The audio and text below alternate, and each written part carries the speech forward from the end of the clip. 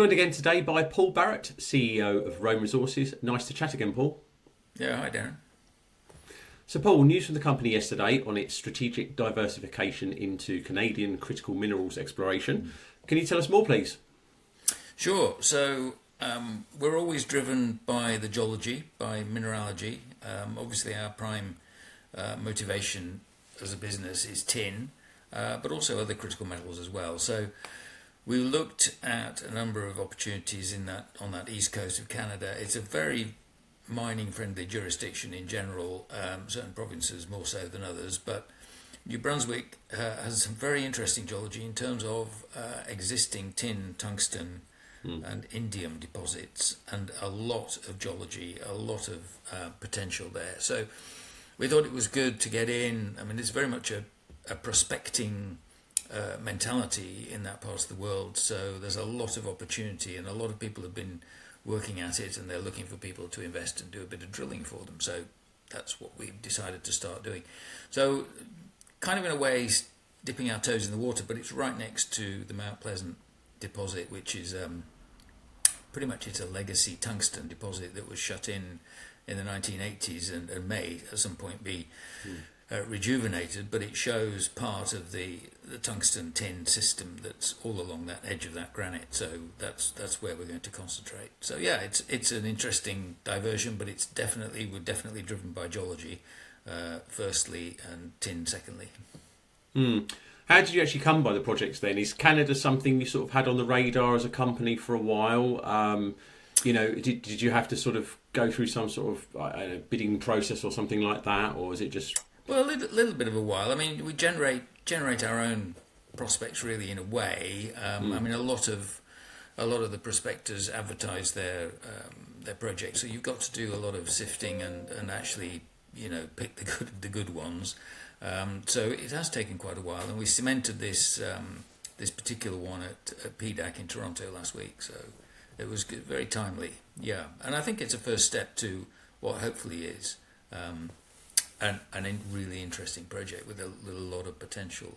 I mean, the thing about New Brunswick is during PDAC, they announced their new critical minerals strategy, which is very much an open for business strategy. So that's very refreshing. A lot of times, for example, if you just go across the border into the US in the state of Maine, for example, it's very difficult to develop resources, but Canada's different.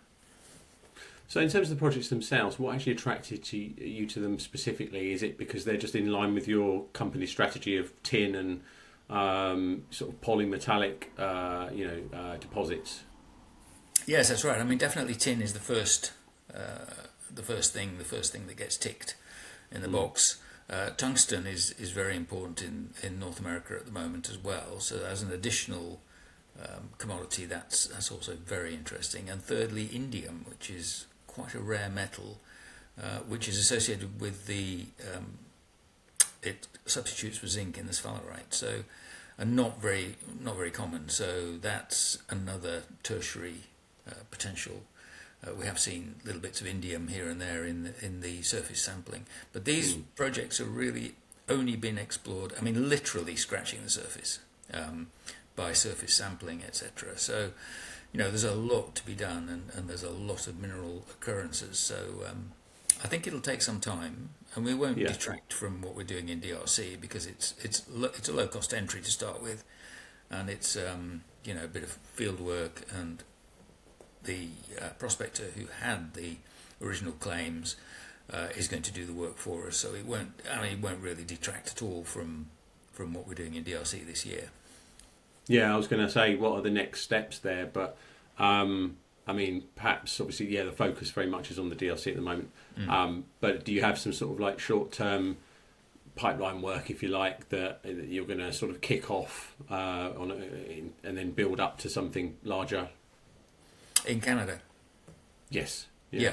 Yes. So it will be, as I say, it will be field work. We'll do some soil geochemistry. I was actually just thinking this morning we should get the team from DRC over there at some point. They're really, really efficient at doing soil geochemistry surveys, lightning fast.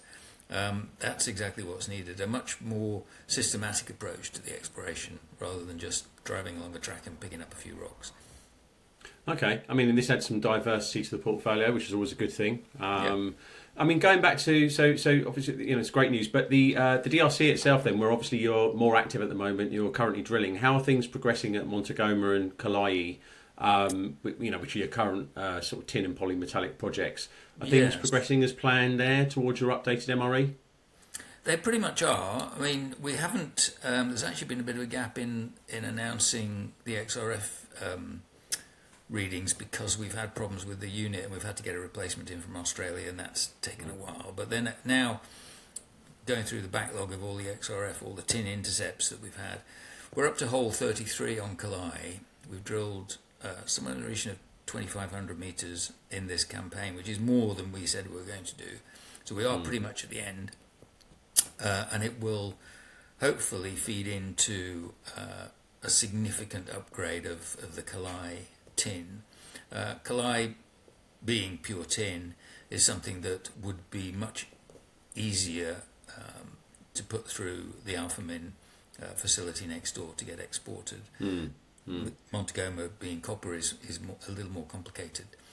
So what we're going to do is we're going to try and work out what we have at Kalayi, potentially do some transaction over Kalayi to release some cash to do more on Mont Agoma. Mont Agoma needs more drilling, and it's got a big copper target to the north and a big tin target to the south, which are undrilled. Yeah. So that needs working, and there's also potential for exploring further south towards the river, which is closer to the granite, and therefore closer to the source of the tin. So there are quite a few things that need to be done. Maybe kickstart in the third quarter, something like that. But in short order, in terms of news flow, I guess it's assays and then the updated MRE. Is that right? Yeah. Hope to get that by the end of May. Yeah. Okay. Well, great to chat to you, Paul. Obviously, lots going on, and look forward to chatting to you again in the near future. Okay, Darren. Good to catch up.